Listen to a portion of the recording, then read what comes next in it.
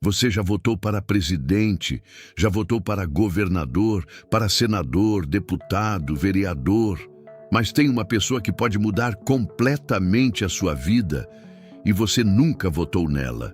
Ela decide se o seu remédio vai ser mais caro ou mais barato, se a sua escola vai ter mais verba ou menos, se a sua cidade vai receber investimento federal ou não. Ela assina portarias que valem para 215 milhões de brasileiros. E você provavelmente nem sabe o nome dela. Estamos falando dos ministros de Estado, os ocupantes dos cargos mais poderosos do Brasil depois da presidência. E hoje a gente vai entender de verdade o que eles fazem e o tamanho do poder que têm nas mãos. Esse vídeo não é sobre nenhum ministro específico, não é sobre nenhum governo, é sobre o cargo, sobre o poder que esse cargo representa e sobre por que todo brasileiro precisava entender isso desde a escola. Fica até o final, porque a última parte vai te mostrar algo que a maioria dos brasileiros nunca parou para calcular. Vamos começar pelo básico. O que é um ministro de Estado? Pela Constituição brasileira, ministros de Estado são auxiliares diretos do presidente da República na direção da administração federal. Na prática, isso significa que cada ministro comanda uma fatia gigantesca da máquina pública, com um orçamento próprio, com servidores sob seu comando, com poder de criar regras que valem para todo o país. O Brasil tem hoje mais de 30 ministérios, cada um responsável por uma área específica da vida nacional: saúde, educação, economia, defesa, justiça, meio ambiente, agricultura e assim por diante. E cada um desses ministérios tem um orçamento que vai de bilhões a centenas de bilhões de reais por ano. Dinheiro que vem do seu bolso, do imposto que você paga todo mês. Mas antes de entrar nos números, vamos entender algo fundamental. Qual é a diferença entre um ministro e um presidente? Por que não basta ter um presidente? A resposta é simples. O Brasil é grande demais para uma pessoa só administrar. 215 milhões de habitantes, 8 milhões e meio de quilômetros quadrados, mais de 5.500 municípios. É humanamente impossível que uma pessoa tome todas as decisões necessárias para governar um país desse tamanho. Os ministérios existem para dividir essa responsabilidade em áreas especializadas. Na teoria, é uma estrutura inteligente. Na prática, o que acontece é que cada ministro acumula um poder enorme dentro da sua área. Um poder que muitas vezes vai além do que o próprio presidente consegue controlar. Agora vamos falar de algo concreto. Vamos pegar um exemplo real para você entender na prática o que um ministro pode fazer. O Ministério da Saúde, um dos mais importantes e mais sensíveis do governo. O ministro da Saúde comanda um orçamento que gira em torno de 150 bilhões de reais por ano. 150 bilhões. Para ter noção do tamanho desse número, é mais do que o produto interno bruto de vários países da América Central juntos. Com esse orçamento, o ministro decide quais remédios entram na lista do SUS, o Sistema Único de Saúde, quais vacinas serão compradas, quantos leitos serão financiados, quais hospitais receberão investimento. Pensa no impacto disso. Se o ministro da Saúde decide incluir um medicamento na lista do SUS, milhões de brasileiros que não conseguiam pagar por aquele remédio passam a ter acesso gratuito. Se ele decide retirar esse mesmo medicamento da lista, essas mesmas pessoas ficam sem acesso. Uma assinatura, uma portaria. E a vida de milhões de brasileiros muda do dia para a noite. E você não votou nessa pessoa, não escolheu ela, não pode destituí-la diretamente. Só o presidente pode fazer isso. Agora vamos para outro exemplo igualmente poderoso. O Ministério da Educação, responsável por um orçamento que ultrapassa 80 bilhões de reais por ano. O ministro da Educação decide o conteúdo que será ensinado nas escolas públicas de todo o Brasil. Decide quais livros didáticos serão distribuídos para milhões de estudantes. Decide as regras do Enem. Decide quais universidades federais receberão mais verba. Quais programas de bolsa serão mantidos.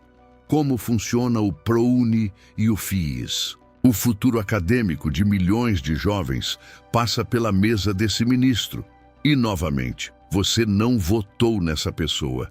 Ela foi escolhida pelo presidente. Muitas vezes como resultado de negociações políticas que nada têm a ver com competência técnica na área. E aqui chegamos em um ponto que pouquíssimos brasileiros conhecem, mas que é fundamental para entender como o poder realmente funciona no Brasil. Como os ministros são escolhidos? A resposta honesta é: raramente por mérito técnico. Na maior parte das vezes por negociação política. O Brasil tem um sistema chamado presidencialismo de coalizão. Para governar, o presidente precisa ter maioria no Congresso. E para ter essa maioria, precisa distribuir ministérios para os partidos aliados.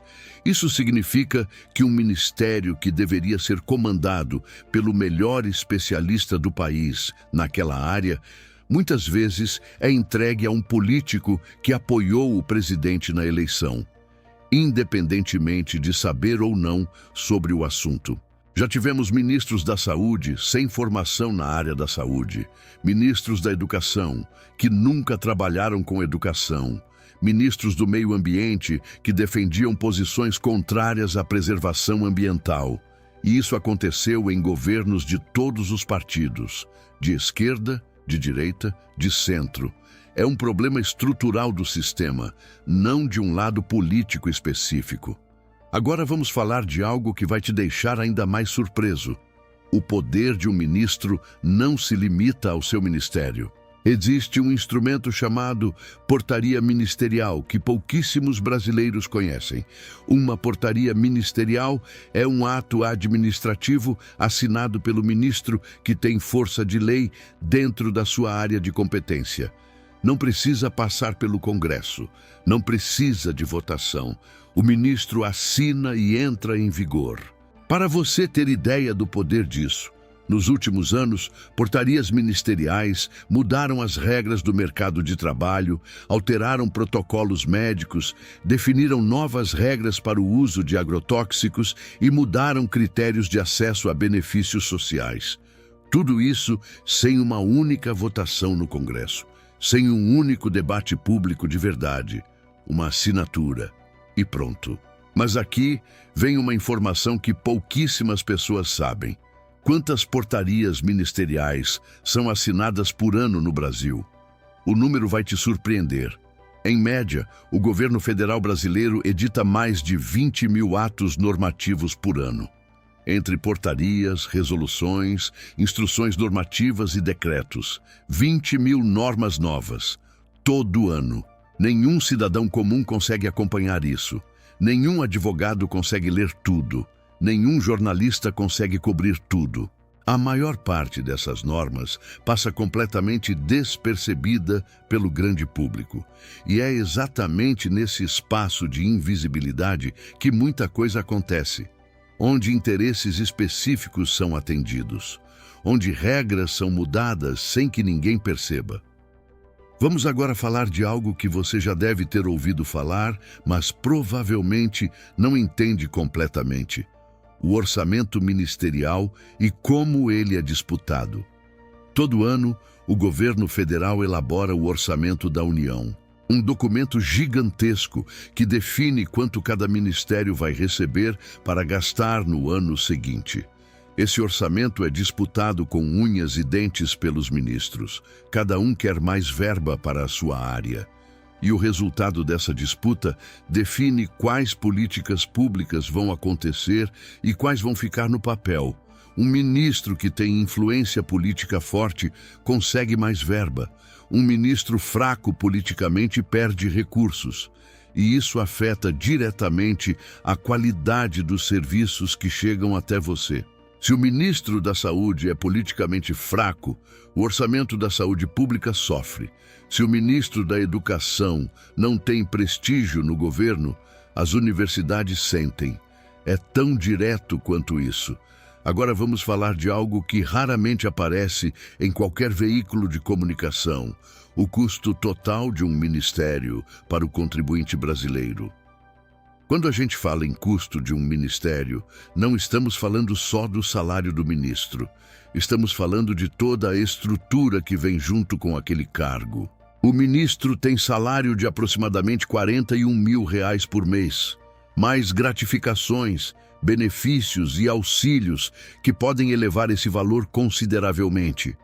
Além do salário, o ministro tem direito à residência oficial em Brasília, carro oficial com motorista, segurança pessoal 24 horas, equipe de assessores com dezenas de servidores comissionados, viagens nacionais e internacionais pagas pelo erário, diárias em hotéis de alto padrão, passagens em classe executiva, tudo custeado pelo dinheiro público. Some tudo isso e o custo de manter um único ministro no cargo pode facilmente superar R$ 1 milhão por mês quando você inclui toda a estrutura ao redor dele.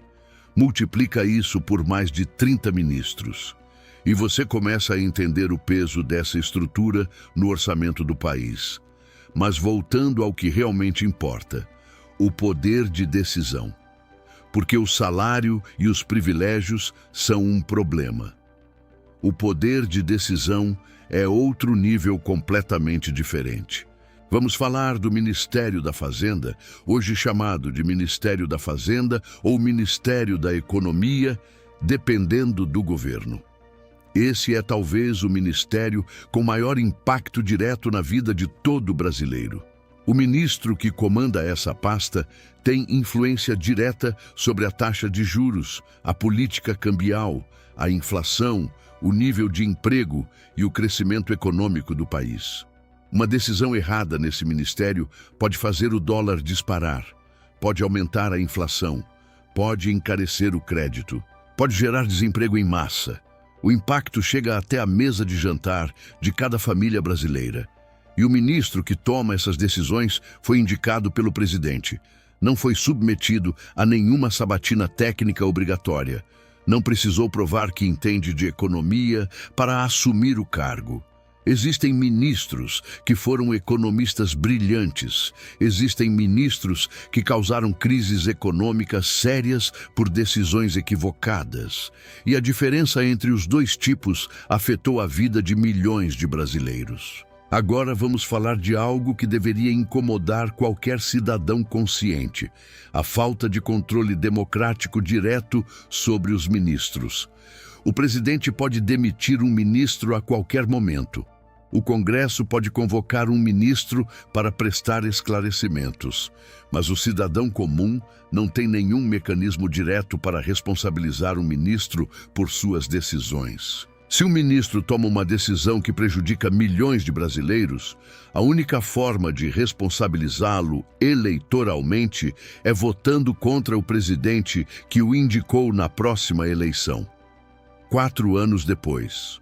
4 anos é tempo mais que suficiente para uma decisão ministerial equivocada causar danos irreversíveis em áreas como saúde pública, educação ou meio ambiente.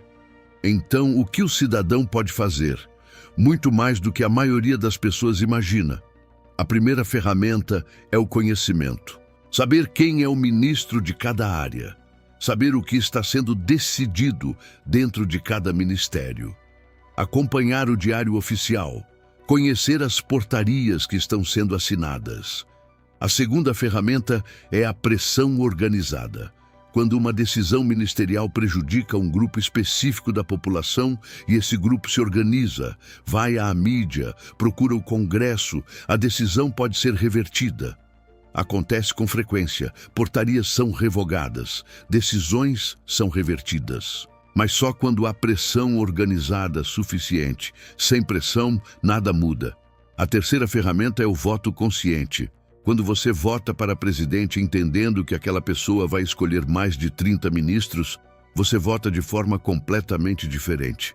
Você passa a analisar não só o candidato, mas o time que ele monta, as pessoas que ele indica para as áreas mais sensíveis, o histórico dos ministros que ele já escolheu no passado, porque o presidente governa através dos seus ministros.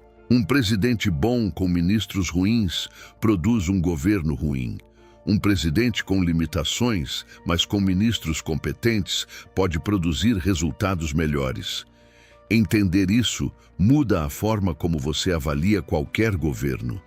Para de ser uma análise superficial de discurso e passa a ser uma análise concreta de quem está tomando as decisões reais.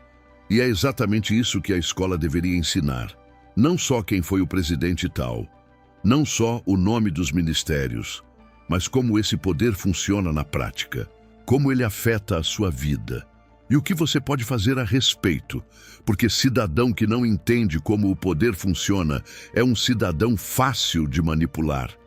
É um cidadão que vota em slogans em vez de votar em projetos, que reage emocionalmente em vez de analisar concretamente. E um país cheio de cidadãos que não entendem como o poder funciona é um país fácil de governar mal, sem que ninguém perceba, sem que ninguém cobre. Esse vídeo existe para mudar um pouquinho isso, para que você saia daqui entendendo algo que a maioria dos brasileiros não entende, e para que essa compreensão faça diferença nas suas escolhas. Porque a democracia não funciona só no dia da eleição. Ela funciona todos os dias, em cada portaria assinada, em cada orçamento aprovado, em cada decisão tomada dentro de cada ministério.